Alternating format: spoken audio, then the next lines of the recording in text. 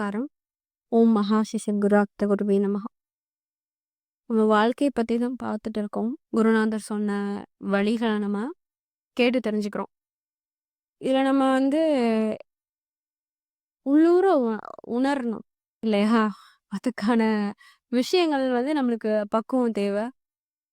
என்ன வாழ்க்கைன்னு சில நேரம் அடிபடுறது, இடிபடும்போது நம்மளுக்கு நினைப்போம், என்னடா அப்படின்னு.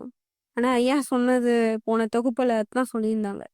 அப்படி கஷ்டப்படும்போது ஒரு ஒளிய அவன் காண்றதுக்காக அவனால காண முடியும்னு சொன்னாங்க. இருளில் தடுக்கி விழுந்து புதியதாக ஓர் ஒளியை காண்கின்றான். ஒளியை பார்த்ததும் தான் யார் என்பது அறிந்து கொள்ள வேண்டும் என உண்மையான ஒரு உணர்ச்சி தன்னுள் இருந்து வெளிப்படுகின்றது.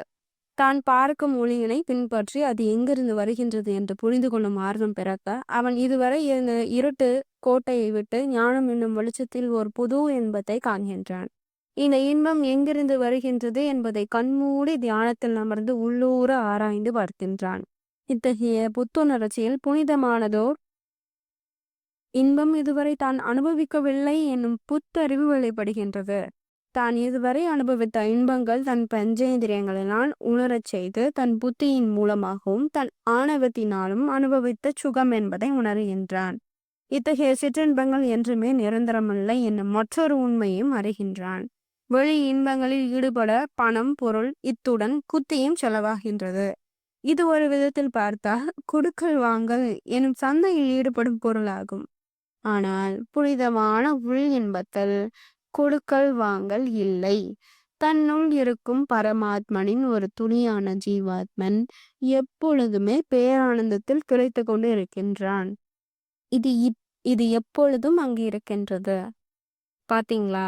இதுதான் ஐயா. இதுல இன்னும் ஆஹ் வாழ்க்கைன்ற தொகுப்பு இன்னும் முடியல. ஏன் பார்ட்டா சொல்றேன் அப்படின்னா, ஒவ்வொரு ஸ்டான்ஸாவும் நம்ம படிக்கும்போது அதுல நம்ம ஆழ்ந்த புரிஞ்சுக்க வேண்டிய விஷயங்கள் ஜாஸ்தியா இருக்கு. இப்போ நம்ம நார்மலா இப்போ ஏதோ ஒரு பொருள் வாங்குறோம். ஒரு கார் வாங்குறோம், ஒரு வீடு வாங்குறோம். அப்பம்போது தான் உங்களுக்கு ஒரு சந்தோஷம் கிடைக்குது. இல்லையா? அதுல ஒரு பொருள் தேவைப்படுது. உங்க புத்தி அது ஈட்டுறீங்க. அது மூலமா அது உங்களோட பணமா சம்பாதிக்கிறீங்க. அது மூலமா ஒரு பொருள் வாங்குறீங்க. அப்ப பார்த்தா ஒரு கொடுக்கல் வாங்கல்ல தான் இருக்கு. ஒரு கார் வாங்கணும்னா நீங்க உங்களோட புத்தி, உங்க பணத்த குடுக்க வேண்டியதா இருக்கு. இது ஒரு கொடுக்கல் வாங்கல்ல தான் அந்த சந்தோஷம் கிடைக்குது. ஆனா நீ உட்கார்ந்து தியானம் பண்ணு. உன்னோட ஒளிய நீ தேடு. அந்த ஒளி உனக்குள்ள தான் இருக்குன்னு தேடுற, பார்க்குற, அறியிற, அந்த பரமானந்தத்த உணர்ற. அந்த தருணம் உனக்கு எவ்ளோ சந்தோஷமா இருக்கு. இல்லையா? அப்படின்றாங்க. அப்பம்போது அது ரொம்ப ஆ ரூபா செலவு பண்ண தேவையில்ல. ஆ புத்திய உபயோகிக்க தேவையில்ல. அமைதியா உட்காந்து நான்ற அகந்தைய அழிச்சுக்கிட்டு, உன்ன நீ சிரம் தாழ்த்தி, பணிவா, "நான் ஒண்ணுமே கிடையாது. நீ தான்ப்பா" அப்படின்னு நீ சொல்ற. இப்போ இந்த இந்த இந்த சொல்ற தருணத்துல எனக்கு ஒண்ணு தோணுது. அந்த கால எடுத்து நம்ம மேல வச்சுக்கிறோம். குருநாதர் பாதத்த எடுத்து நம்ம ஸ்திரத்தன் மேல வச்சுக்கிட்டு, "நான் ஒண்ணுமே இல்ல. நீ தான் எனக்கு என்னைய புரிய வையி, அறிய வையி" அப்படின்னு சொல்றோம். அந்த தருணம் நம்ம உணரும்போது அந்த ஆனந்தம் எவ்வளோ சந்தோஷமா இருக்கு. இப்ப நம்ம சொல்லும்போது எவ்வளோ ஹாப்பியா இருக்கு. இதுதான் ஐயா விரும்புறாங்க. "இத நீ உணரணும். இத நம்ம உணரணும்" அப்படின்னு நெனைக்கிறாங்க. குருநாதர் நம்மளுக்கு சொல்லிக் கொடுத்த பாடங்கள் ஜாஸ்தி.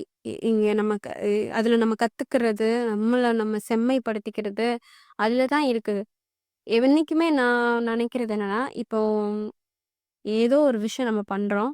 ஆ அதன் மூலமா யாரோ ஒருத்தவங்க சந்தோஷமா ஆகி, சீர்திருத்தி, நல்வழிப்படுத்திக்கிட்டாங்க அப்படின்ற விஷயம் தான் நம்ம குருநாதருக்கு குடுக்குற காணிக்கை. இப்போ என் குருநாதர் இருக்காங்க அப்படின்னா, அவங்கள நான் எப்படி மகிழ்ச்சிப்படுத்த முடியும் அப்படின்னு நான் கத்துக்கிட்டேன் அப்படின்னா, யாரோ ஒருத்தங்க ஆமா கரெக்ட்டு அப்படின்னு ரியலைஸ் பண்றாங்கல்ல, ரியலைசேஷனுக்கு கொண்டு வந்துரணும் ஒரு மனுஷங்கள. அப்படின்னு விஷயங்கள் என் குருநாதருக்கு குடுக்குற காணிக்கையா நான் எப்பயுமே நினைப்பேன். அவங்களோட அன்பு அவங்களுக்கு சந்தோஷம் குடுக்கணும் அப்படின்னு நான் நினைப்பேன். குருநாதருக்கு சந்தோஷத்த குடுக்கணும் அப்படின்னு நினைப்பேன். அப்பம்போது என்ன செய்யணும்? உங்களுக்கு தெரிஞ்ச நல்ல விஷயங்கள ஆ கேட்கிறவங்களுக்கு சொல்லுங்க. சும்மா போயிட்டு சொல்லிட்டு இருந்தா, நம்ம அங்க வாக்குவாதத்துல ஈடுபடுவோம். அப்ப நம்மளோட கர்மங்கள்லாம் கூடும். அதனால கேட்கிறவங்களுக்கு சொல்லுங்க. கேட்காதவங்கள அவங்களுக்கு இன்னும் டைம் வரலன்னு நினைக்கிறேன். அப்படிதான் நான் எடுத்துப்பேன். கேட்கிறவங்களுக்கு சொல்லுங்க. எல்லாரும் சந்தோஷமா இருக்கட்டும். நமஸ்காரம்.